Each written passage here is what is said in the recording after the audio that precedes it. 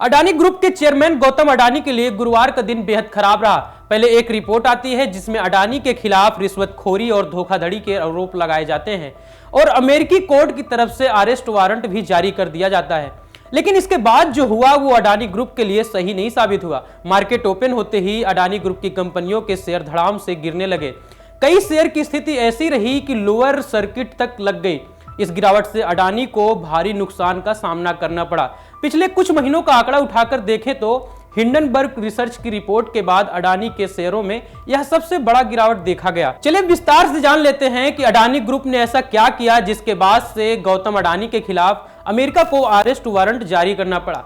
नमस्ते, मेरा नाम प्रिंस और आप देख रहे हैं इन खबर। पिछले कुछ महीनों का इतिहास उठाकर देखें तो हिंडनबर्ग रिपोर्ट के बाद से ये दूसरी बार है जब अडानी ग्रुप के शेयरों में भारी गिरावट दर्ज की गई।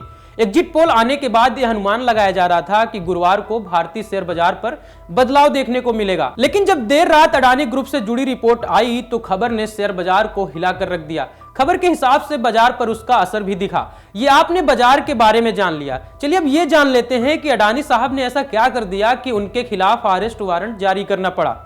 दरअसल होता क्या है कि न्यूयॉर्क की फेडरल कोर्ट ने सुनवाई करते हुए गौतम अडानी को यूएस में निवेशकों के साथ धोखाधड़ी करने का आरोप लगाया। एक सोलर एनर्जी कॉन्ट्रैक्ट हासिल करने के लिए भारतीय अधिकारियों को मोटा रिश्वत देने का आरोप भी लगा। आरोप है कि 2020 से 2024 के बीच Adani green and Azure power global को यह सोलर प्रोजेक्ट दिलाने के लिए गलत तरीके से भारतीय अधिकारियों को $265 मिलियन यानी कि भारतीय रुपयों में बात करें तो तकरीबन 2236 करोड़ रुपए की रिश्वत दी गई। बात यही खत्म नहीं होती है। कहा जा रहा है कि रिश्वत वाली बात अमेरिकी कंपनी यानी एंज्योर पावर ग्लोबल से छुपाई भी गई। इस कॉन्ट्रैक्ट के जरिए 20 साल में $2 अरब यानी भारतीय रुपयों में बात करें तो 1,68,99 करोड़ 20 लाख से ज्यादा मुनाफे का अनुमान लगाया जा रहा था। इसका लाभ लेने के लिए झूठे दावे करते हुए लोन और बॉन्ड्स जुटाए गए। वहीं इन सभी आरोपों के बाद अडानी ग्रुप सभी आरोपों को बेबुनियाद बता रहा है। अडानी ग्रुप हिंडनबर्ग के रिपोर्ट से उभरे ही थे कि एक बड़ा झटका लग गया और फिर यह झटका विदेश से लगा, जिसके बाद से अंदाजा ये लगाया जा रहा है कि अंतरराष्ट्रीय स्तर पर अडानी ग्रुप को बड़ा नुकसान हो सकता है। हालांकि अब इस पूरे मामले पर अडानी ग्रुप की सफाई भी आ चुकी है। अडानी समूह ने गुरुवार को कहा कि अमेरिका के न्याय विभाग और प्रतिभूति बाजार विनियामक द्वारा अडानी ग्रीन कंपनी के निदेशकों के खिलाफ लगाए गए सारे आरोप निराधार हैं और इसका खंडन किया जाता है।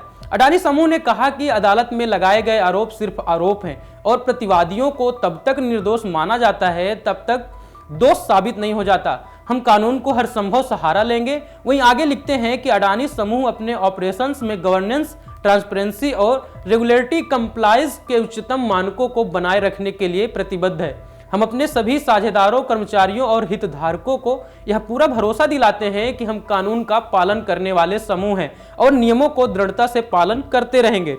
लेकिन अडानी ग्रुप की तरफ से सफाई आने के बाद एक और बड़ा झटका लगा। केन्या ने अडानी ग्रुप के साथ हुए समझौते को रद्द कर दिया है। दरअसल केन्या के राष्ट्रपति विलियम रूटो ने अडानी ग्रुप के साथ किए गए सारे समझौतों को रद्द करने की घोषणा की है। केन्या सरकार ने अडानी ग्रुप के साथ हुआ $70 करोड़ का पावर ट्रांसमिशन डील रद्द कर दिया है। वहीं solar energy corporation of India ने गौतम अडानी मामले में अपनी सफाई पेश की है।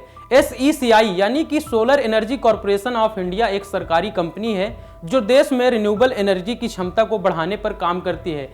SECI ने अडानी ग्रुप के इस पूरे मामले को अपने से अलग रखा है। उसने कहा है कि गौतम अडानी के ग्रुप पर अमेरिकी कोर्ट में लगाए गए आरोपों से जुड़ा उसे कोई दस्तावेज नहीं मिला है। ऐसे में उसे कंपनी के किसी नियम के तोड़े जाने की कोई खबर नहीं है। लेकिन आप इस पूरे मामले को कैसे देखते हैं और क्या सोचते हैं, हमें कमेंट बॉक्स पर जरूर बताएं। धन्यवाद।